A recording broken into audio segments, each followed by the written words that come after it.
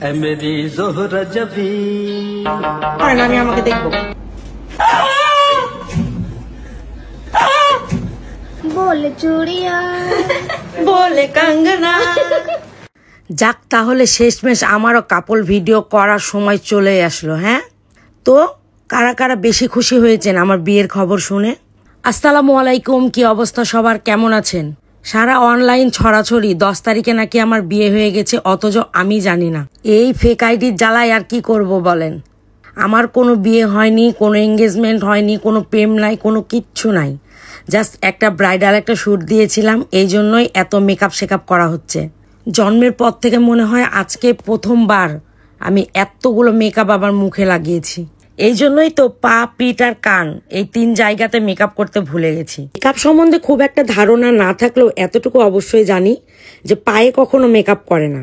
আর পিঠ আর কানের কথা বলছেন, ওই দুইটাতেই লাগানো হয়েছিল, জাস্ট একটু কম হয়েছে দেখেই বোঝা যাচ্ছিল। আর পা আমার একদম পিওর কালার ভাই, ও ভেজাল, পা থেকে মাথা পর্যন্ত একদম অরিজিনাল কালার। তাই এখন মনে মনে একটু ভাবছি আমিও একটু মেকআপ করা শিখবো। এখানে যতগুলো জিনিস আমার মুখে লাগানো হয়েছে সচরাচর সবগুলোই নাম জানি, শুধু জানি না কোনটার পরে কোনটা লাগাতে হয়। তো এখন মনে মনে ভাবছি একটু মেকআপ করা শিখবো। অনেক সময় আছে মেকআপ করলে অনেকে এসে বলে আপনাকে ন্যাচারাল ভাল লাগে, আবার মেকআপ না করলে অনেকে এসে বলে কেন একটু ক্রিম মাখেন না, কেন একটু ফর্সা হন না, কেন একটু সুন্দর হন না। আর কিছুদিন পরে আমার আবার 2-1টা শ্যুট এরকম আছে। তো কে কেমন কি পছন্দ করেন প্লিজ আমাকে আগে থেকে জানিয়ে দিবেন। আচ্ছা, আমি চেষ্টা করব আপনাদের মতো করে রেডি হতে। আমি খুব টেনশনে ছিলাম যে জীবনের প্রথম এইরকম একটা লুক দিতে যাচ্ছি, জানি না কেমন হবে। তো মাশাল্লাহ আমার একদম মন ভরে গেছে। সোমা দিদি অনেক সুন্দর করে আমাকে রেডি করে দিয়েছে। মিভাস টাচের সম্পূর্ণ কাজ আমার অনেক অনেক পছন্দ। আমার চুলের কাজ থেকে শুরু করে আমাকে এত সুন্দর একটা লুক দিয়েছে, আমি অনেক অনেক সন্তুষ্ট। অনেকেই আছেন আমাকে জিজ্ঞাসা করেছেন যে জুয়েলারিটা কোথায় থেকে নিয়েছেন।